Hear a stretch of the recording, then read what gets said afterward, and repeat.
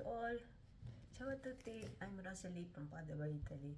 This is my day 7 ng Reels Challenge campaign. And today, I will share to you who supports me in this journey.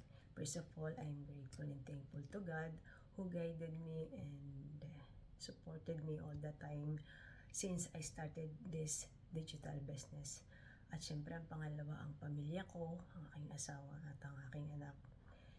And syempre, ang aking very kind, beautiful, supported mentor and coach from Milan, Italy. Siya si Robilyn.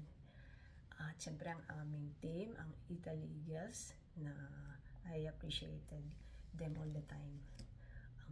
And then, ang empowered women na nagmula sa iba't ibang lugar ng bansa.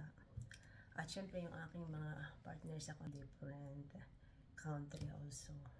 The whole community all over the world na inspired me to keep moving and doing and moving forward sa business na ito. So, I thank God for them at syempre sa aking mga followers.